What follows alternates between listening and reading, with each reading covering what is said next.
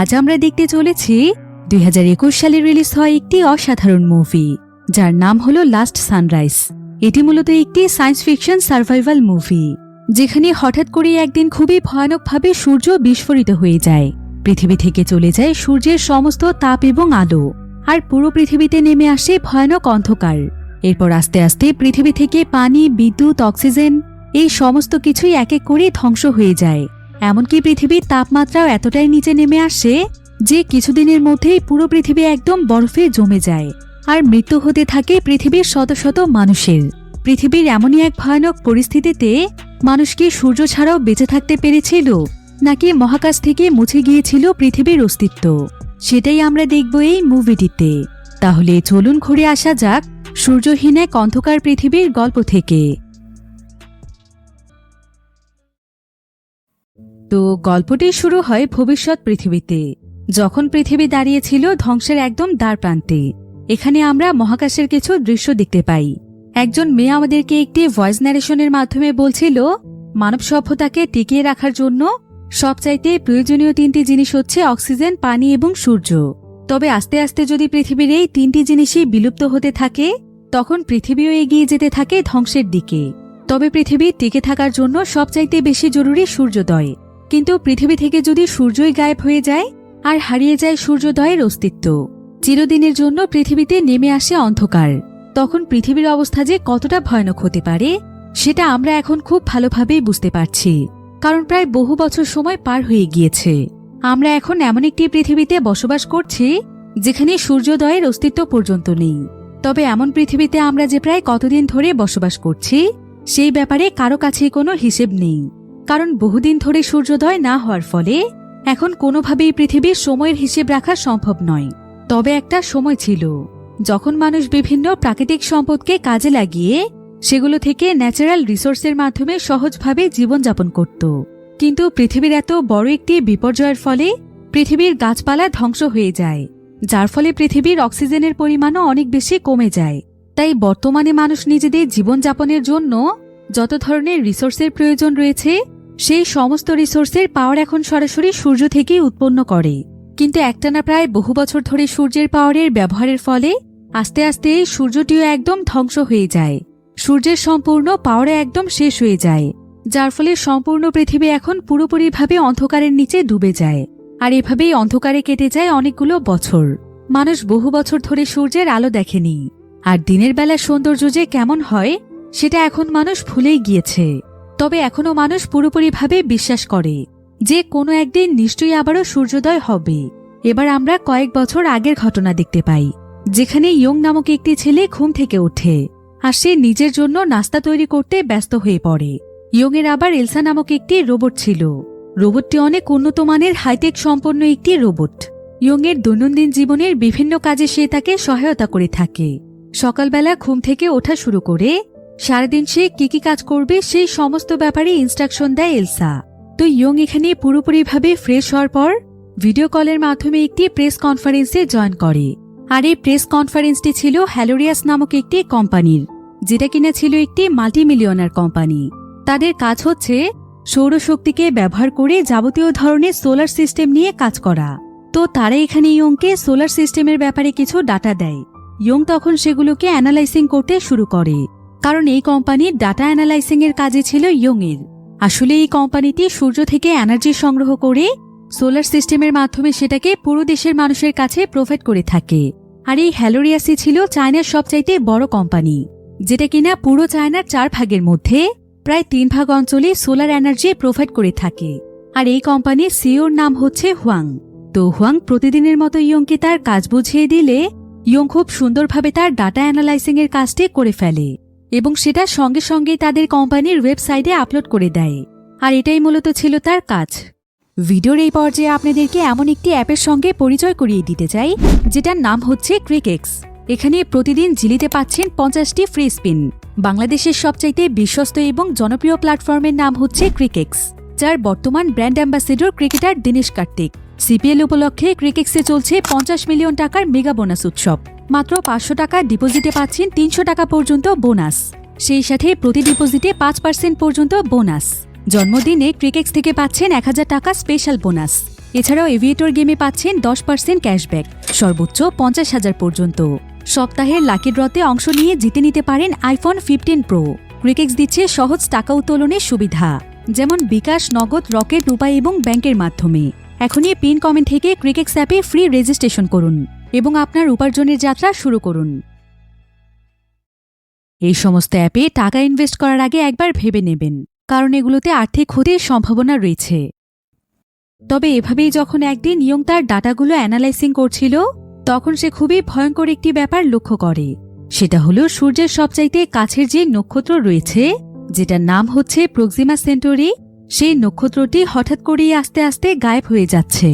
এটা এত বেশি পরিমাণে গায়েব হয়ে গিয়েছে যে খুব ভালোভাবে লক্ষ্য না করলে এটা বোঝাই যাবে না যে সূর্যের কাছে কোনো নক্ষত্র রয়েছে। তবে এই বিষয়টি জানতে পেরে ইয়ং অনেক ঘাবড়ে যায়, কারণ এটা পৃথিবীর জন্য অনেক দুশ্চিন্তার একটি বিষয় ছিল। কারণ সূর্যের পাশের নক্ষত্রই যদি গায়েব হয়ে যায়, তাহলে সূর্যের উপর নিশ্চয়ই এর প্রভাব পড়বে, আর সূর্যের উপর কোনো প্রভাব পড়া মানে পৃথিবীর দিকে বিপদ আসা। তাই সে তার হাইটেক রোবট এলসার কাছে এই ব্যাপারে জানতে চায়। কিন্তু এলসা এখানে সমস্ত কিছু অ্যানালাইসিং করে তাকে জানায় যে মহাবিশ্ব এবং সৌরজগৎ সম্পর্কে রিসার্চ করে এমন তথ্য কোথাও পাওয়া যায়নি যে সূর্যের আশেপাশের কোনো নক্ষত্র গায়েব হলে সূর্যের কোনো ক্ষতি হবে। এবার এটা জানতে পেরে ইয়ং কিছুটা নিশ্চিন্ত হয়। তাই সে আজকের মতো দ্রুত তার কাজ শেষ করে বাইরে চলে যায়। ইয়ং তাদের পুরো শহরটিকে ঘুরে ঘুরে দেখছিল। এখানে দেখা যায় যে তাদের শহরের প্রায় প্রত্যেকটি জায়গাতেই হ্যালোরিয়াস কোম্পানির বিভিন্ন সোলার সিস্টেম কেনাবেচা হচ্ছিল, এবং শহরের প্রত্যেকটি মানুষই এখন এই সোলার সিস্টেম ব্যবহার করে, কারণ এই কোম্পানির সোলার সিস্টেমে অনেক ধরনের ফ্যাসিলিটি রয়েছে এবং তাদের কোম্পানির নিজস্ব কিছু ডিভাইসও রয়েছে। তো আশেপাশে আবার হ্যালোরিয়াস কোম্পানির একটি বিজ্ঞাপন চলছিল, যেখানে বলা হচ্ছিল আমাদের হ্যালোরিয়াস কোম্পানি চায়নার প্রায় প্রত্যেকটি কোনায় কোনায় পৌঁছে গিয়েছে। চায়নার প্রায় 4টি ডিস্ট্রিক্টের মধ্যে 3টি ডিস্ট্রিক্টেই আমরা আমাদের সেবা পৌঁছে দিয়েছি, তবে ডিস্ট্রিক্ট 4-এ এখনো আমাদের সেবা পৌঁছয়নি। তাই এখন থেকে ডিস্ট্রিক্ট 4-এ আমরা আমাদের কোম্পানির পক্ষ থেকে ফ্রিতেই আমাদের সোলার সিস্টেমের ফ্যাসিলিটি প্রোভাইড করব। আসলে তারা এই কারণেই এই কাজটি করছিল যাতে করে ডিস্ট্রিক্ট 4-এও তাদের কোম্পানির প্রমোশন হয়ে যায়, আর সেখানকার মানুষও পরবর্তীতে তাদের কোম্পানির সোলার সিস্টেম ব্যবহার করে। এবার পুরো শহরে একটু ঘুরে ফিরে ইয়ং তার বাড়িতে ফিরে আসে, আর পরের দিন সকালে প্রতিদিনের মতোই সে তার কাজ শুরু করে। কিন্তু আজকে যখন সে সূর্যের এনার্জি নিয়ে অ্যানালাইসিং করছিল, তখন সে একটি বিষয় লক্ষ্য করে। সে দেখতে পায় যে গতকালকের তুলনায় আজকে সূর্যের আলো প্রায় 15% কমে গিয়েছে, আর এটা আস্তে আস্তে নিচের দিকেই নামছে, যেটা দেখে ইয়ং অনেক বেশি ঘাবড়ে যায়। তাই সে এই বিষয়টি নিয়ে আরও একটু রিসার্চ শুরু করে, আর সে তার রোবট এলসাকে বলে যে সেও যেন সবকিছু একটু রিসার্চ করে তাকে এই ব্যাপারে কিছু জানায়। এবার এলসা তার সিস্টেমের মাধ্যমে কিছুক্ষণ রিসার্চ করে তাকে জানায় যে সে যেমনটা সন্দেহ করেছিল সেটা সত্য হতে যাচ্ছে। অর্থাৎ সে ধারণা করেছিল যে নক্ষত্র গায়েব হয়ে যাওয়ার কারণে সূর্যের মধ্যে বিশাল রকমের পরিবর্তন ঘটবে এবং সূর্যের উপর এর অনেক বড় ধরনের প্রভাব পড়বে, আর তার এই ধারণা সত্য হতে চলেছে। তবে ইয়ং এবার জানতে পারে যে আসলে সূর্যের আশেপাশের কোনো নক্ষত্রই গায়েব হয়নি, বরং সূর্যের আলো এখন এতটাই কমে গিয়েছে যার ফলে সেই নক্ষত্রের অস্তিত্বই খুঁজে পাওয়া যাচ্ছে না। ইয়ং এখানে একটি বিষয় খুব ভালোভাবেই বুঝে যায় যে মানুষের সৌরশক্তির অপব্যবহারের ফলে আজকে সূর্যের এই অবস্থা হয়েছে। এবার ইয়ং তখন সঙ্গে সঙ্গেই হুয়াংকে ফোন করে, যে কিনা হ্যালোরিয়াস কোম্পানির সিইও। তার আসলে হুয়াংয়ের উপর সন্দেহ হচ্ছিল যে সে হয়তো সূর্যের এই বিষয়টি সম্পর্কে জানত। তাই সে এখানে হুয়াংকে বলে, তুমি এই সব কিছু জানতে, তাই না, যে নক্ষত্রের গায়েব হয়ে যাওয়ার ফলে সূর্যের উপর এর প্রভাব পড়বে? তারপরও তুমি কেন আমাদেরকে কোনো কিছু বলনি? অতিরিক্ত মাত্রায় সৌরশক্তি ব্যবহারের ফলে সূর্য এখন ধ্বংসের পথে, আর এই বিষয়গুলো সম্পর্কে জেনে শুনে তুমি তারপরও তোমার কোম্পানির কাজ চালিয়ে গিয়েছ। তুমি কেন এমনটা করেছ?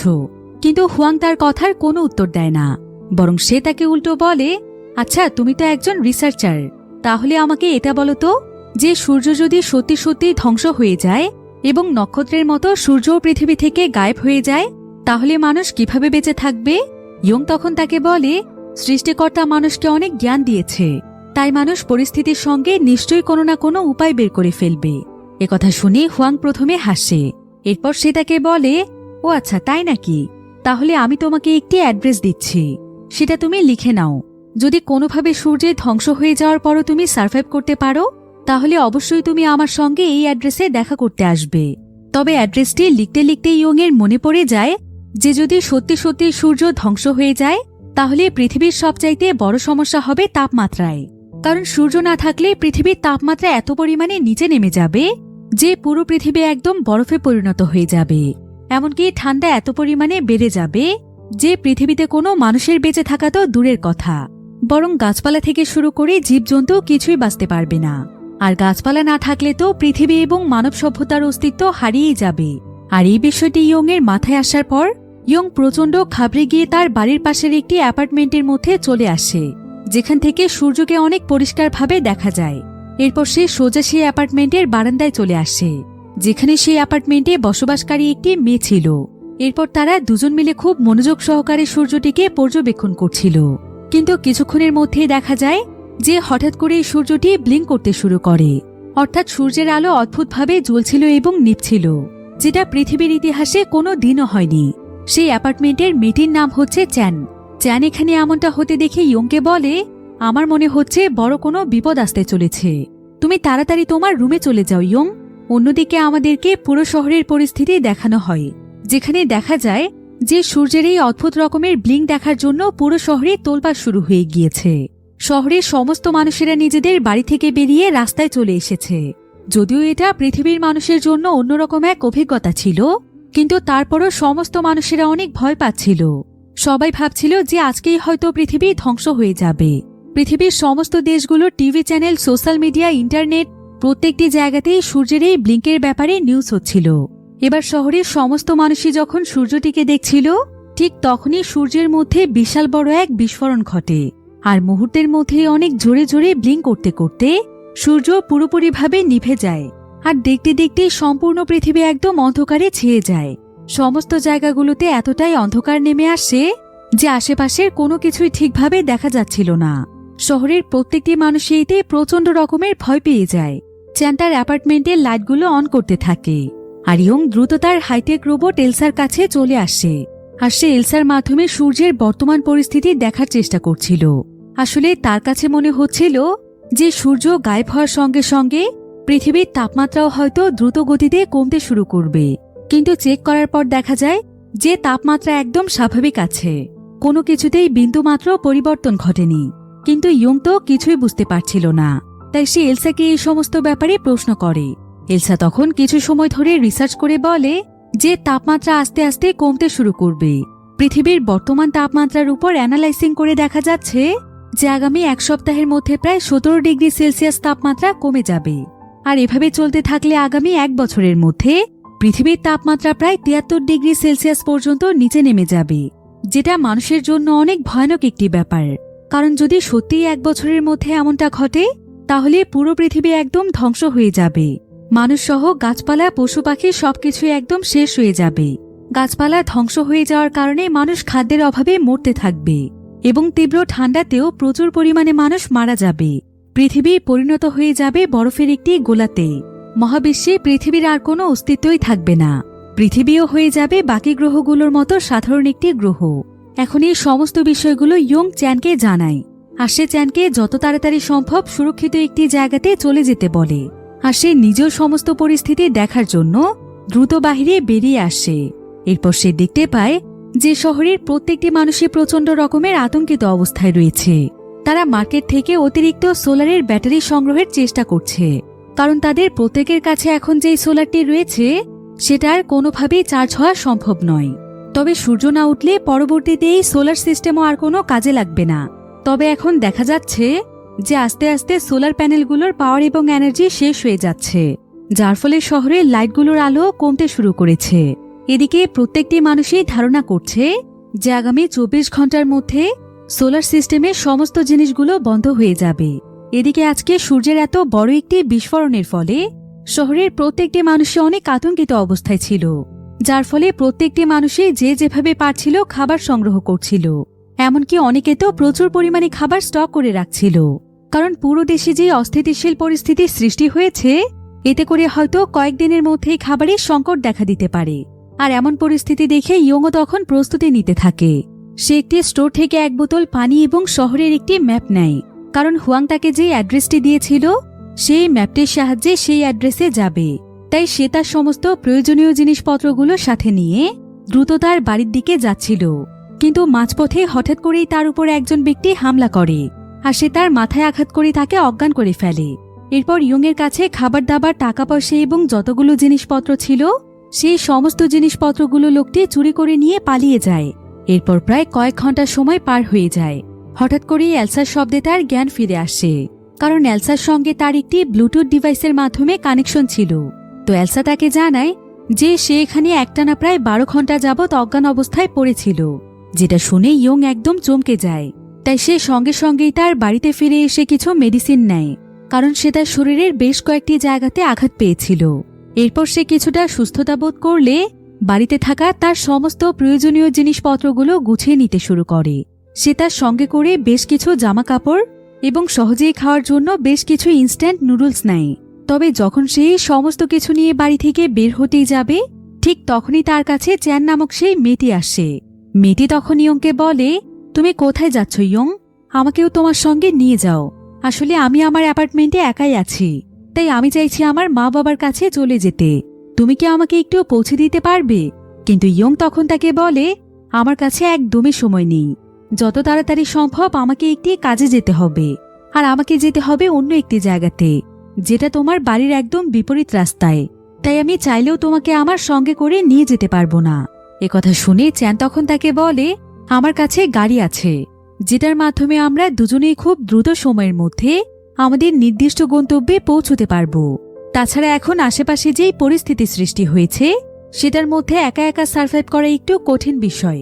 এখন এই সমস্ত কথা শুনে ইয়ংও রাজি হয়ে যায়, কারণ তার কাছে কোনো গাড়ি ছিল না, আর তাই দ্রুত সময়ে সেখানে পৌঁছানোর জন্য সে চ্যানের সঙ্গে যেতে চায়। এরপর তারা দুজন মিলে পুরোপুরিভাবে প্রস্তুত হয়ে বেরিয়ে পড়ে। তারা সোজা এসে গাড়িতে উঠে পড়ে। এবার ইয়ং এখানে চ্যানকে বলে, আমার কাজটি অনেক বেশি গুরুত্বপূর্ণ, তাই আমি হ্যালোরিয়াস কোম্পানির সিইও মিস্টার হুয়াংয়ের সঙ্গে দেখা করতে যাব। এটা আমার জন্য অনেক জরুরি, তাই আমি প্রথমে সেখানে যেতে চাই। আমি তোমাকে কথা দিচ্ছি, তার সঙ্গে দেখা করেই আমি তোমাকে তোমার বাড়িতে পৌঁছে দেব। যেন তখন তার কথায় রাজি হয়। এবার তারা দুজন মিলে বেরিয়ে পড়ে অন্ধকার এক শহরের মধ্যে। তবে শহরের অনেক মানুষই শহর ছেড়ে বিভিন্ন জায়গাতে যাচ্ছিল, তাই রাস্তার মধ্যে প্রচুর পরিমাণে জ্যাম লেগে আছে। তো তারা প্রায় অনেক সময় ধরে এই জ্যামের মধ্যেই বসেছিল। তবে কিছুক্ষণ পর বাহিরের পরিস্থিতি দেখার জন্য চ্যান একটু গাড়ি থেকে নামে, কিন্তু এই সুযোগে দেখা যায় যে ইয়ং এখান থেকে চ্যানের গাড়িটি নিয়ে পালিয়ে যাচ্ছে। তবে এমন সময় এলসা তাকে বলে, তোমার বন্ধু তো এখনো গাড়িতে ওঠেইনি, তাহলে তুমি গাড়ি নিয়ে কোথায় যাচ্ছ? তুমি হয়তো ভুল করে তাকে ফেলে চলে যাচ্ছ। কিন্তু ইয়ং তখন তাকে বলে, আমি ইচ্ছে করেই তাকে ফেলে এসেছি, ও আমার কোনো বন্ধু নয়, বুঝেছ? এই বলে ইয়ং অনেক স্পিডে গাড়িটি চালিয়ে সেখান থেকে চলে যাচ্ছিল। কিন্তু রাস্তার মাঝখানে মানুষের প্রচণ্ড ভিড় ছিল, যার ফলে সে কোনোভাবেই সামনের দিকে এগিয়ে যেতে পারছিল না। আর অনেক সময় ধরে সেখানে আটকে থাকার কারণে কিছুক্ষণের মধ্যেই সেখানে চ্যান চলে আসে। এরপর চ্যান তখন তাকে বলে, কি ব্যাপার, তুমি আমাকে না নিয়ে এত দূর চলে এসেছ কেন? তবে ইয়ং তখন পরিস্থিতি সামলে নেয়ার চেষ্টা করে। সেখানে তাকে বলে, আরে না না, তুমি যেমনটা ভাবছো তেমনটা নয়। আসলে এই রাস্তাটির মধ্যে অনেক জ্যাম লেগে আছে, তো তাই আমি ভেবেছি যে এই রাস্তার মাধ্যমে গাড়িটিকে ঘুরিয়ে ফেলি, এরপর তোমাকে নিয়ে একসঙ্গে রওনা হব। একথা শুনে চ্যান তখন তাকে বলে, ও আচ্ছা, তাই বলো। আমি তো ভেবেছিলাম আমাকে রেখেই তুমি পালিয়ে যাচ্ছ। এরপর ইয়ং তখন চ্যানকে আবারও গাড়িতে বসতে বলে, আর তারা দুজন মিলে আবারও তাদের যাত্রা শুরু করে। তারা এখন হুয়াংয়ের বাড়ির দিকেই যাচ্ছিল, যেটা কিনা ছিল তাদের শহর থেকে অনেক দূরে। তাই প্রায় বেশ কয়েক ঘন্টা যাবৎ অন্ধকার পথ পাড়ি দেওয়ার পর তারা দুজন মিলে কোনোমতে হুয়াংয়ের দেয়া সেই অ্যাড্রেসে পৌঁছে যায়। আর সেখানে যাওয়ার পর তারা দেখতে পায় যে হুয়াংয়ের সঙ্গে সেখানে আরও বেশ কয়েকজন মানুষ আছে, যারা কিনা সার্ভাইভ করার জন্য সেখানে আশ্রয় নিয়েছে। হুয়াং সেখানে প্রত্যেকের জন্যই খাবার, পানি এবং থাকার ব্যবস্থা করেছিল। তো প্রথমেই ইয়ং এবং চ্যান সেখানে থাকা প্রত্যেকের সঙ্গেই পরিচিত হয়। এরপর তারা সবাই একটু খাওয়া দাওয়া করে ড্রিঙ্ক করছিল এবং তারা শহরের বর্তমান পরিস্থিতি নিয়ে আলোচনা করছিল। যদিও সবাই এখানে গল্প করতেই ব্যস্ত ছিল, কিন্তু ইয়ং সেখানকার একটি জায়গাতে চুপচাপ বসেছিল। আসলে সে পৃথিবীর ভবিষ্যৎ নিয়ে অনেক বেশি দুশ্চিন্তা করছিল, আর সে এখানে তার মনকে কিছুটা হালকা করার জন্য তার প্রিয় বন্ধু এলসার সঙ্গে কথা বলে। এলসাও তাকে খুব সুন্দরভাবে বিভিন্ন বিষয়ে তথ্য দিচ্ছিল, কিন্তু হঠাৎ করেই এলসা পুরোপুরিভাবে বন্ধ হয়ে যায়। ইয়ং এতে বেশ ঘাবড়ে যায়। এরপর ইয়ং চেক করে দেখতে পায় যে পুরোপুরিভাবে এলসার ব্যাটারি চার্জ শেষ হয়ে গিয়েছে। এখন চাইলেও কোনোভাবে এলসাকে অ্যাক্টিভ করা সম্ভব নয়। ইয়ং এতে প্রচণ্ড কষ্ট পায়, কারণ এই মুহূর্তে এলসাই ছিল তার একমাত্র বন্ধু, যে কিনা তাকে বহু বছর ধরে চেনে এবং যার সঙ্গে সে মন খুলে কথা বলতে পারে। তাই এলসার বন্ধ হয়ে যাওয়ায় ইয়ং অনেক কষ্ট পেয়েছিল, যার ফলে সে সেখানে মন খারাপ করে চুপচাপ বসে থাকে।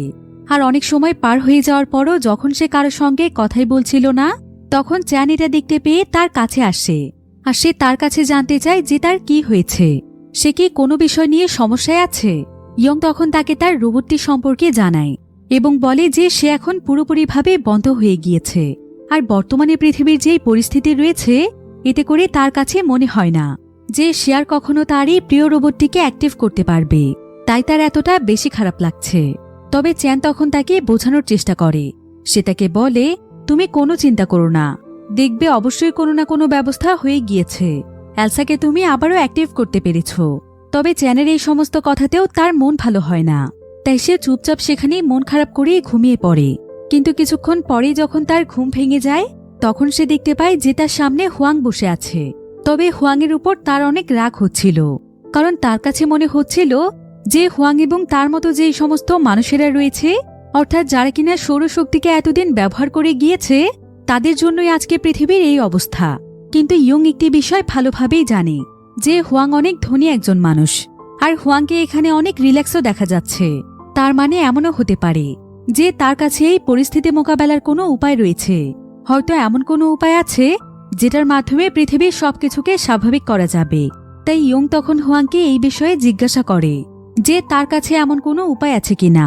কিন্তু হুয়াং এখানে তাকে বলে, আমার কাছে এমন কোনো উপায় জানা নেই, তবে আমি আমার লাইফের প্রত্যেকটি পরিস্থিতিতেই অনেক এনজয় করেছি, তাই এই পরিস্থিতিতেও আমি এতটা রিল্যাক্স আছি। তাছাড়া আমার বাড়ির ভেতরেই আমি সমস্ত ব্যবস্থা করে রেখেছি, যেটার মাধ্যমে বাহিরে যা কিছুই হয়ে যাক, আমি অন্তত বাড়ির ভেতরে সুরক্ষিত থাকব। তাই আমি আমার বাকি জীবনটা এই বাড়ির ভেতরেই কাটিয়ে দেব। তবে ইয়ংয়ের মাথায় এখানে একটি কথাই ঘোরপাক খাচ্ছিল। সে ভাবছিল যে সূর্য হঠাৎ করে কেন এভাবে গায়েব হয়ে যাবে। এর পেছনে নিশ্চয়ই বড় কোনো কারণ রয়েছে, আর যদি সে কোনোভাবে সেই কারণটি বের করে ফেলতে পারে, তাহলে নিশ্চয়ই কোনো না কোনো উপায় বের করা যাবে, যেটার মাধ্যমে হয়তো পরিস্থিতি আবারও স্বাভাবিক করা সম্ভব। আর এই বড় কারণটির ব্যাপারে হুয়াং হয়তো সবকিছু জানে, যেটা সে যেভাবেই হোক তার কাছ থেকে লুকোতে চাইছে। তাই সে হুয়াংকে সবকিছু খুলে বলার জন্য বারবার অনুরোধ করতে থাকে।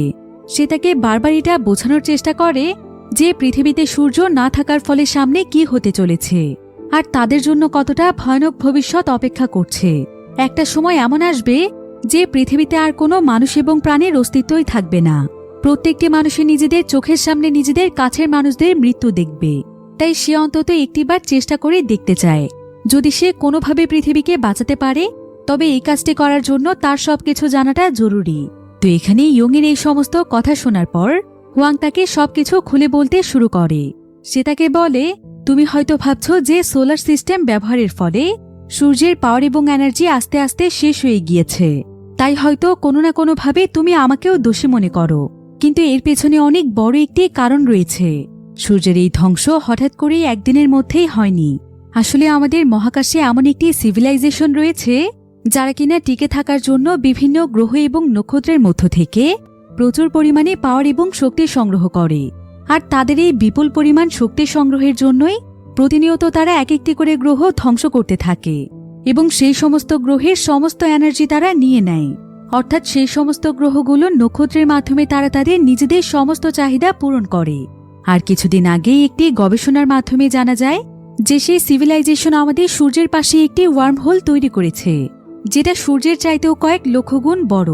আর সেই ওয়ার্ম হোলে প্রতিনিয়ত সূর্যকে নিজের দিকে আকৃষ্ট করছিল, যার ফলে আস্তে আস্তে সূর্য সেই ওয়ার্ম হোলের মধ্যে হারিয়ে যায়, যার ফলে আমাদের পৃথিবী পুরোপুরিভাবে নিজের গ্র্যাভিটি হারিয়ে ফেলে গতিহীনভাবে ঘুরতে থাকে। আর এবার সেই সিভিলাইজেশন সেই প্রত্যেকটি গ্রহর মতো করে আমাদের পৃথিবী নামক এই গ্রহটিকে টার্গেট করেছে এবং তারা পৃথিবীর একমাত্র নক্ষত্র সূর্যকে নিয়ে নিয়েছে। তাই আমাদের পৃথিবীও হয়তো খুব শীঘ্রই ধ্বংস হতে চলেছে।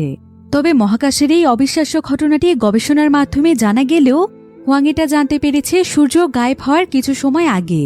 হুয়াংয়ের এই সমস্ত কথা শুনে ইয়ং বুঝতে পারে যে সে আসলে হুয়াংকে ভুল বুঝেছিল। পৃথিবীতে এখন যা কিছু ঘটছে প্রাকৃতিকভাবেই ঘটছে, এবার হুয়াং ইয়ংকে একটি অ্যাড্রেস দেয়, যেটা কিনা ছিল চায়নার ডিস্ট্রিক্ট 4 এর একটি অ্যাড্রেস। তো এই অ্যাড্রেসটি দিয়ে হুয়াং তাকে বলে, তুমি যদি সত্যিই সার্ভাইভ করতে চাও তাহলে এই অ্যাড্রেস অনুযায়ী ডিস্ট্রিক্ট 4 এ চলে যাও, কারণ সেখানে সার্ভাইভ করার মতো কিছু ব্যবস্থা রয়েছে। তাই যত তাড়াতাড়ি সম্ভব তোমার বন্ধু চ্যানকে নিয়ে সেখানে চলে যাও। এরপর সে চ্যানকে নিয়ে দ্রুত গাড়িতে উঠে পড়ে, আর তারা সঙ্গে সঙ্গেই রওনা হয়ে যায় ডিস্ট্রিক্ট 4 এর উদ্দেশ্যে। তবে গাড়ি স্টার্ট করার আগে তারা একটি বিষয় লক্ষ্য করে। তারা দেখতে পায় যে গাড়িটির বিভিন্ন জিনিসপত্র প্রচণ্ড ঠান্ডা হয়ে আছে, এমনকি গাড়ির সামনে থাকা ছোট্ট একটি গাছের মধ্যেও বরফ জমে গিয়েছে। সেই সাথে ইয়ং তার সঙ্গে করে যেই বোতলটি এনেছিল সেই বোতলের পানিও পুরোপুরিভাবে বরফে জমে গিয়েছে। এসব দেখে তাদের আর বুঝতে বাকি থাকে না যে পৃথিবীর তাপমাত্রা এখন কতটা দ্রুত হারে কমতে শুরু করেছে। তাপমাত্রা এখন এতটাই কমে গিয়েছে যেটা পরিমাপ করলে হয়তো মাইনাসের ঘরেই থাকবে। তাই তারা দুজনই এটা দেখে বেশ ভয় পেয়ে যায়। কিন্তু তারপরও তারা সার্ভাইভ করার জন্য যত তাড়াতাড়ি সম্ভব হুয়াংয়ের দেয়া সেই অ্যাড্রেসের দিকে যেতে শুরু করে। আর কিছু দূর যাওয়ার পর তারা দেখতে পায় যে মহাকাশের দিকে বিশাল বড় একটি স্পেস শাটল উড়ে যাচ্ছে। তো এই স্পেস শাটলটি দেখে চ্যান বলে ওঠে, এ সময় আবার এই স্পেস শাটলটি কোথায় যাচ্ছে? ইয়ং তখন তাকে বলে, আমার কাছে মনে হচ্ছে যে স্পেস শাটলটি কোনো ধনী মানুষদের, যারা কিনা বাঁচার জন্য পৃথিবী ছেড়ে অন্য কোনো গ্রহতে চলে যাচ্ছে, যেখানে মোটামুটি পৃথিবীর মতো আবহাওয়া রয়েছে।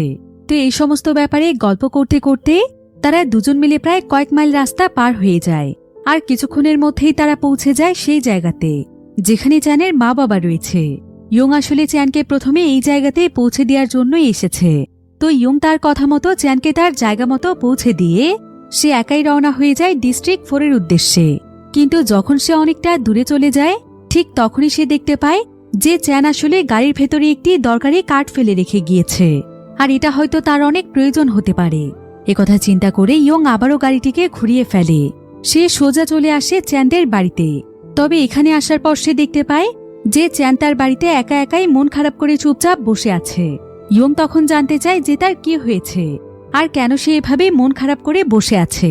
চ্যান তখন তাকে জানায় যে সে তার পুরো বাড়িটি তন্ন তন্ন করে খুঁজেছে, কিন্তু কোথাও সে তার মা বাবাকে খুঁজে পায়নি। ইয়ং তখন তাকে বলে, আসলে সূর্য ধ্বংস হয়ে যাওয়ার পর শুধুমাত্র এই শহর নয়, বরং প্রত্যেকটি শহরের মানুষই নিরাপদ আশ্রয়ের জন্য চলে গিয়েছে। তাই আমার মনে হয় তারাও এই শহর ছেড়ে কোনো নিরাপদ স্থানে গিয়েছে। কিন্তু চ্যান তখন ইয়ংকে তার পেছনে তাকাতে বলে। ইয়ং সঙ্গে সঙ্গে পেছনে তাকিয়ে দেখতে পায় যে আসলে শহরের সবাই পালাতে পারলেও প্রচণ্ড ঠান্ডার কারণে চ্যানের মা বাবা এখানেই মারা গিয়েছে। তবে ইয়ং আবার এখানে একটি বিষয় দেখতে পায়, আসলে এখানে একটি অ্যাকোরিয়াম রয়েছে, কিন্তু ঠান্ডা এখন এত পরিমাণ বেড়ে যাচ্ছে যে এই পুরো অ্যাকোরিয়ামটি এখন জমে যেতে শুরু করেছে, যেটা দেখে ইয়ং খুবই ভয় পেয়ে যায়। তবে এমন সময় আবার ইয়ং চ্যানের বাবার হাতে একটি চিঠি দেখতে পায়, আর চিঠিটি খোলার পর সে বুঝতে পারে যে এই চিঠিটি আসলে চ্যানের জন্যই লেখা হয়েছে, যেখানে লেখা ছিল, জানি না আমরা আর কখনো তোমাকে দেখতে পাবো কিনা, কিন্তু সবসময় একটি কথা মনে রাখবে, মা বাবা তোমার কাছ থেকে যত দূরেই থাকে না কেন তোমাকে আমরা সবসময় অনেক ভালোবাসি। এই ধ্বংস হয়ে যাওয়া পৃথিবীতে নিজের প্রতি যত্ন নিও মা। চিঠিটি আসলে চ্যানকে তার বাবা লিখেছিল। তবে এখানে দেখা যায় যে যখন তার বাবা চিঠিটি লিখছিল তার কিছুক্ষণ পরে একদল ডাকাত এসে তাদের উপর হামলা করে, আর তাদের কাছে যত ধরনের খাবার, পানি এবং জিনিসপত্র ছিল সেই সবকিছু তাদের কাছ থেকে ছিনিয়ে নিয়ে তাদেরকে মেরে ফেলে সেখান থেকে চলে যায়। এদিকে বাবার লেখা চিঠিটি পড়ে চ্যান প্রচণ্ড রকমের কাঁদছিল। সে তার মা বাবার মৃত্যু কিছুতেই মেনে নিতে পারছিল না। তাই ইয়ং তখন চ্যানকে তার জীবনের গল্প বলে।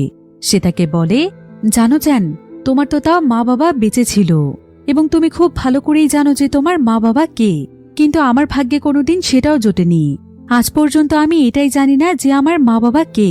ছোটবেলায় আমাকে একজন মানুষ কুড়িয়ে পেয়েছিল, আর সেই আমাকে পরবর্তীতে একটি অনাথ আশ্রমে দিয়ে দেয়। আমি ছোটবেলা থেকে একা একা সেখানেই বড় হয়েছি। কোনোদিন এটা জানতেও পারিনি যে আমার মা বাবার চেহারাটা দেখতে কেমন। তাহলে একবার চিন্তা করে দেখো আমার চাইতে তোমার ভাগ্যটা কত ভালো। ইয়ংয়ের এই সমস্ত কথা শুনে চ্যান ইয়ংয়ের জন্য প্রচণ্ড কষ্ট পায়, আর সে সেখানে অনেক বেশি কাঁদতে থাকে। চ্যান তখন তাকে বলে, তুমি কি আমার সঙ্গে ডিস্ট্রিক্ট 4 এ যাবে? আমরা দুজন মিলে একসঙ্গে সেখানে সার্ভাইভ করব। আমি শুনেছি সেখানে নাকি সার্ভাইভার্সদের জন্য শেল্টার রয়েছে, তাই আমরা দুজন সেখানে যেতে পারলেই বেঁচে থাকার জন্য সেখানে কোনো না কোনো ব্যবস্থা হয়ে যাবে। এখন চ্যানেরও পৃথিবীতে আপন বলতে আর কেউ না থাকার কারণে চ্যান তার সঙ্গে যেতে রাজি হয়। এরপর তারা দুজন মিলে আবারও গাড়িতে উঠে পড়ে এবং তারা আবারও রওনা হয় ডিস্ট্রিক্ট 4 এর উদ্দেশ্যে। এরপর প্রায় অনেকটা রাস্তা পাড়ি দেওয়ার পর তারা ডিস্ট্রিক্ট 4 এর খুবই কাছাকাছি চলে আসে, কিন্তু দূর দূরান্ত পর্যন্ত খোঁজাখুঁজি করেও তারা কোথাও ডিস্ট্রিক্ট 4 এর কোনো চিহ্নই দেখতে পাচ্ছিল না। তাই ইয়ং তখন বারবার শহরের ম্যাপটি চেক করছিল, এটা দেখার জন্য যে তারা কোনো ভুল রাস্তায় চলে এসেছে কিনা। কিন্তু না, ম্যাপ চেক করে জানা যায় যে তারা একদম সঠিক রাস্তাতেই এসেছে। তাই ইয়ং ভাবছিল যে ম্যাপটি হয়তো তাদেরকে ভুল রাস্তা দেখাচ্ছে। তাই তারা আবারও প্রায় বেশ কয়েকটি জায়গাতে গিয়ে ডিস্ট্রিক্ট 4 এর সন্ধান করছিল, কিন্তু এতে করে দেখা যায় যে খুব দ্রুত সময়ের মধ্যেই তাদের গাড়ির ব্যাটারি ডাউন হয়ে যায়, যার ফলে তারা আর চাইলেও খুব বেশি দূরে যেতে পারবে না। তবে তারা তখন সামান্য একটু বিদ্যুতের খোঁজে কোনোমতে তাদের গাড়িটি নিয়ে সামনের দিকে এগিয়ে যায়, যাতে করে তারা বিদ্যুতের সাহায্যে ব্যাটারিটিকে চার্জ করতে পারে। তো কিছুক্ষণের মধ্যেই তারা একটি বাড়ি দেখতে পায় যেখানে সামান্য পরিমাণ বিদ্যুৎ ছিল। আর সেই বাড়িতে যাওয়ার পর তারা দেখতে পায় যে সেই বাড়ির মধ্যে একটি বয়স্ক কাপল রয়েছে। তবে তাদের বাড়িতে বিদ্যুৎ দেখে ইয়ং এবং চ্যান অনেক অবাক হয়ে যায়। তারা তখন তাদের কাছে জানতে চায় যে তারা বিদ্যুৎ কোথায় পেয়েছে। সেই বয়স্ক কাপল তখন তাদেরকে জানায় যে তাদের কাছে নাকি অনেক বিদ্যুৎ আছে, তারা দেশের এই পরিস্থিতিতে মানুষকে বিদ্যুৎ দিয়ে সাহায্য করছে। ইয়ং জানতে চায় যে তারা আসলে বিদ্যুৎ কোথায় পেয়েছে। সেই দম্পতি তখন তাকে জানায় যে তারা তাদের কাছে জমিয়ে রাখা কিছু কয়লার মাধ্যমে বিদ্যুৎ উৎপন্ন করছে। তো এরপর সেই দম্পতি তাদের দুজনের অনেক আদর যত্ন করে। এমন সময় সেখানে সেই বয়স্ক মহিলাটি দেখতে পায় যে চ্যান প্রচণ্ড ঠান্ডায় কাঁপছে। তাই সে তখন চ্যানকে বলে, আমাদের বাথরুমে গরম পানি রাখা আছে, তুমি চাইলে সেটা ব্যবহার করতে পারো। একথা শুনে চ্যান অনেক খুশি হয়ে যায়। আর সে তখন সেই বৃদ্ধ মহিলাটির সঙ্গে বাথরুমে যাওয়ার পর গরম পানির মধ্যে তার ঠান্ডা হাতগুলোকে ডুবিয়ে রাখে। এদিকে সেই বৃদ্ধ মহিলা বাথরুমের দরজা বন্ধ করে চলে যায়। এরপর সেই দম্পতি ইয়ংয়ের উপরও হামলা করে। তারা তাকে মেরে তার কাছ থেকে তাদের গাড়ির চাবিটি নিয়ে নেয় এবং তাদের এই কাজের জন্য তার কাছ থেকে ক্ষমা চেয়ে তারা বেরিয়ে যায়। আর ততক্ষণে চ্যান বাথরুম থেকে বেরিয়ে এসে তাদের পিছু পিছু দৌড়তে থাকে, যাতে করে কোনোভাবে সে তাদের গাড়িটিকে বাঁচাতে পারে। কিন্তু অনেক চেষ্টা করার পরও কিছুতেই কোনো লাভ হয় না।